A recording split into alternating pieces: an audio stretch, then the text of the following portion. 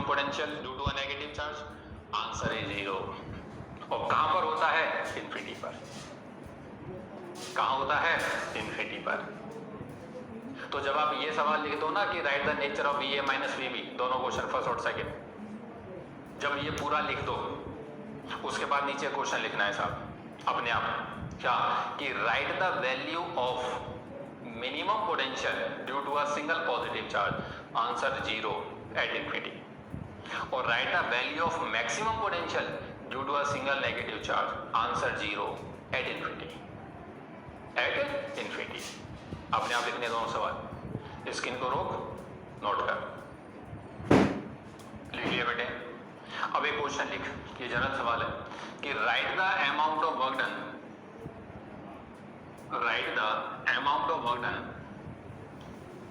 In moving a charge from point A to B, in moving a charge from point A to B। एक charge move करना है from point A to B। इधर देखना बेटे, question concept वही है जो अभी कवर किया है। यहां पर मान लो मुझे चार्ज Q1 गिवन है, ये O पॉइंट है वही अपना जो साइड रखा हुआ था चार्ज। डेफिनेशन के अंदर मैं टेस्ट चार्ज लेकर के आया था, अब की बार टेस्ट चार्ज नहीं लेकर के आ रहा हूं, ठीक है, कोई जनरल चार्ज उठा ले। तो एक चार्ज है बेटे जो यहां से मूव करके आपको यहां पर लेकर के आना है from point A to B, ठीक है साहब। और चार्ज कितना है? चार्ज है Q2। चार्ज क्या है? Q2, ठीक है। ये डिस्टेंस में लेट कर लेता हूं, R1 है साहब, और ये डिस्टेंस मेरा है R2। अब तुम बड़े बच्चे हो, ये चार्ज फिक्स है साहब, ये चार्ज फिक्स है, वो क्या करना है? मूव करके आना आपको, ये चार्ज यहां से लेकर के आना है। क्वेश्चन लिख देना, calculate the amount of work done in moving charge Q2 from A to B, ये सवाल है, ठीक है सर। बच्चा बोला उसमें क्या है सर? अभी किया था। जैसे मैं इस Q2 को लेकर के चलूंगा, बस पिछले में इन्फिनिटी से लाया था, ये अंतर था। जैसे मैं इस Q2 को अंदर लेकर के आऊंगा, क्या फोर्स वेरिएबल आएगी? हाँ साहब। अगर फोर्स वेरिएबल है तो नियम कहता है x की दूरी पर जाकर के एलिमेंट कंसीडर कर ले dx का, बिल्कुल सही है साहब। x की दूरी पर जाकर के dx का एलिमेंट, कंजर्वेटिव फोर्स किधर लगेगी? बाहर की तरफ, एप्लाइड किधर लगेगी? अंदर की तरफ।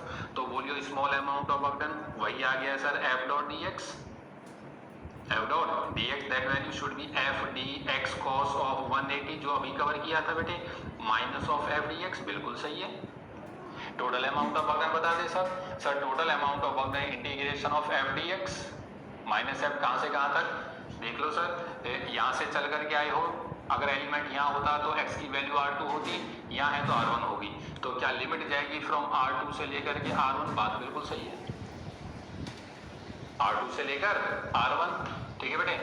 सॉल्व करते साहब, माइनस f की value that is k Q1 Q2 by x square dx, constant बाहर निकाल, minus k Q1 Q2 minus of 1 by x, कहां से कहां तक सर? R2 से लेकर के R1, माइनस माइनस प्लस हुआ, upper limit minus lower limit, तो k Q1 Q2 ब्रैकेट के अंदर 1 bye R1 minus 1 bye R2, यह आंसर आया। बच्चा बोला सर ये तो मैंने अभी ड्राइव किया था, यही तो अंदाज था जो भी, हाँ बिल्कुल वही है, ये तो फिर आपने दोबारा क्यों कराया और ऐसे क्यों कराया? मतलब पॉइंट जो है इन्फिनिटी पर नहीं लिया R2 से, न्यूमेरिकल यहीं से बनेगा। अब ध्यान से सुनिए, मजा आ जाए बात का। इसमें से तू Q1 को अंदर लेकर के जा, Q1 को, जब तू Q1 को अंदर लेके जाएगा बेटे, K ऑफ Q2 तो बाहर आ गया, ये हो गया, जब ये अंदर आएगा, सॉरी K को भी अंदर लेके जा, सॉरी K को भी, K और Q1 को अंदर लेके जा, ये हो जाएगा K Q1 by R1 minus of K Q2 by R2। पकड़ इस बात को, पहचान क्या है? बच्चा बोला सर आप इस पॉइंट को ध्यान से देखो, ये पोटेंशियल है 1 वाले का, मतलब इस पर्टिकुलर पॉइंट का, और ये जो पोटेंशियल है ये इस पॉइंट का है। इसकी वजह से यहाँ पे पोटेंशियल कितना होगा? K Q1 बाय R1 ये रहा, और इसकी वजह से यहाँ कितना होगा? K Q2 बाय R2 हो रहा, ओ सॉरी Q1, सॉरी ये Q1 बाय R2। क्या मैं इसको लिख दूं Q2 तो चलो ठीक है, यहाँ पर ये है पोटेंशियल ऑफ पॉइंट B और ये है पोटेंशियल ऑफ पॉइंट E। बच्चा बोला कहना क्या चाहते हो? ध्यान से सुनिए मेरे बात को, अब मैं इसको जनरलाइज करता हूँ, पकड़ना। वर्क डन का फॉर्मूला होता है बेटे Q2 तो ये रहा, और गुणा में इसको तू ध्यान से देख, ये फाइनल पॉइंट का पोटेंशियल है माइनस इनिशियल का पोटेंशियल है। फाइनल का मतलब जहां पर आप पहुंचे हो।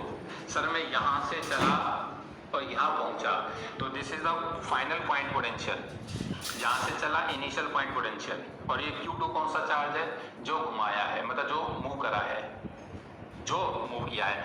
अब मैं इसको जनरलाइज कर रहा हूँ बेटे, डेरिवेशन तो वहां हो गया, ये जनरलाइज हुआ है, तो दैट्स व्हाई अब मैं इसको Q कर देता हूँ। क्या कर देता हूँ? Q। अब इस फॉर्मूले को पढ़ने का अंदाज देख, पढ़ने का अंदाज क्या कि वर्क डन का फॉर्मूला होता है बेटे फाइनल पॉइंट का पोटेंशियल माइनस इनिशियल गुणा में वो चार्ज जो घुमाया गया है। बच्चा बोला पहले तो कुछ और बताया था, उस पॉइंट का पोटेंशियल गुणा में चार्ज जो रखा गया है। हाँ वही है ये। सोच के देख, अगर ये जहां से मैं चला हूं ये पॉइंट अगर इन्फिनिटी पर होता तो क्या इनिशियल पॉइंट का पोटेंशियल जीरो होता? हाँ साहब, अगर इनिशियल का जीरो होता तो ध्यान से देख फाइनल का पोटेंशियल गुणा में वो चार्ज जो रखा गया है, वही फॉर्मूला आ गया ये। तो इसका मतलब जो ये फॉर्मूला है, क्या ये पिछले वाले फॉर्मूले का माप है? हाँ साहब, इससे बड़ा फॉर्मूला है। पिछले के अंदर तो इन्फिनिटी से उठा के लाए थे, इसमें तो कहीं से भी उठा लो सब। तो फाइनल का पोटेंशियल माइनस इनिशियल गुणा में वो चार्ज जो घुमाया गया है, ये हिंदी में लिखना है इसके नीचे। तो जनरल फॉर्मूला क्या है वर्क डन का? फाइनल का पोटेंशियल माइनस इनिशियल का गुणा में वो चार्ज जो घुमाया गया है, गुणा में वो चार्ज जो घुमाया गया है। ठीक है बेटे। अब ना एक चीज और देखना, ये आएगा तो आगे, लेकिन मैं यहीं ड्राइव करा देता हूँ बेटे, नहीं मुझे दोबारा लिखना पड़े, समझाना पड़ेगा। इधर देखो, आप ना Q2 को अंदर मल्टीप्लाई करो, मतलब कि Q1 Q2 को दोनों को मल्टीप्लाई करो। जब आप दोनों को मल्टीप्लाई करोगे तो वर्क डन का फॉर्मूला मार्केट में देख क्या बनेगा, ये बनेगा K आ गया कि K Q1 Q2 bye R1 और minus of K Q1 Q2 by R2। ये कल की क्लास में पढ़ाऊंगा, लेकिन बात को समझना, ये पोटेंशियल एनर्जी है बेटे, पोटेंशियल नहीं, अब ये पोटेंशियल एनर्जी है। ये कब की एनर्जी है? जब ये Q2 चार्ज उठ करके यहाँ आ गया, क्योंकि R1 ये डिस्टेंस है ना ये वाला, तो इनिशियली तो चार्ज यहाँ रखा था, मतलब ये जोड़ा था, अब ये उठ करके चार्ज यहाँ आ गया, तो ये फाइनल जोड़ा ये बना। तो फाइनल जोड़े की पोटेंशियल एनर्जी ये है। तो अब मैं इस फॉर्मूले को लिख देता हूँ कि वर्क डन का फॉर्मूला मार्केट में होता है बेटे कि final potential energy of the charge system minus initial potential energy of the system. Final potential energy minus initial potential energy. बच्चा बोला सर वर्क डन की आज आपने 3 फॉर्मूले बता दिए। पहला तो बता दिया कि उस पॉइंट का पोटेंशियल गुणा में वो चार्ज रखा गया है, वो चार्ज जो रखा गया है, तो ध्यान से देख वो इसका बेटा है। इनिशियल पोटेंशियल को 0 कर तो वही आंसर है। और साहब ये इसका बाप है, मतलब ये दादा है, ये उसका लड़का, वो उससे भी छोटा था। बात समझ में आई है? असली ये है। बच्चा बोला असली? हाँ, ध्यान से सुनिए मेरी बात को। ये ऐसा फॉर्मूला है बेटे वर्क डन का जो हर न्यूमेरिकल को सॉल्व कर सकता है, हर न्यूमेरिकल को। लेकिन ये सिर्फ उन न्यूमेरिकल को सॉल्व कर सकता है जिनके अंदर एक ही चार्ज मूव होगा। जैसे आप अंतर समझना दोनों में, इधर देखो, बात को पकड़ पाए तो मजा आ जाएगा। एक न्यूमेरिकल मुझे दिया गया कि साहब ये 3 चार्ज रखे हुए हैं, ट्रायंगल के वर्टेक्स पे 3 चार्ज हैं, और तीनों चार्ज को मूव करिए इस हिसाब से, इनको तीनों को मूव करके यहां पर ले आओ। Calculate the amount of work done in moving the 3 charges. तीनों मूव करने एक साथ, तीनों। तो ध्यान से देख, जब ये डेरिवेशन कराएगा, ये वाला डेरिवेशन, तो इसके अंदर एक ही चार्ज मूव हुआ था, ये वाला, गुणा में वो चार्ज जो मूव किया गया है, तो 3 मूव हो गए। तो ये पर्टिकुलर फॉर्मूला इस न्यूमेरिकल को सॉल्व नहीं कर सकता। तो आप ना हिंदी में लिख देना इसके नीचे, दोनों के नीचे, कि जब सिस्टम के अंदर सिंगल चार्ज मूव होगा तो यह फॉर्मूला वैलिड है, लेकिन यह फॉर्मूला हमेशा वैलिड है चाहे सिंगल चार्ज मूव हो या एक से ज्यादा चार्ज मूव हो। लाइन को दोबारा सुन, यह फॉर्मूला तभी वैलिड है जब सिस्टम में सिंगल या एक चार्ज मूव होगा, एक चार्ज मूव होगा, लेकिन यह फॉर्मूला वैलिड है जब सिस्टम में एक मूव हो, 2 हो जाओ, 3 हो जाओ, पूरा सिस्टम मूव हो जाओ।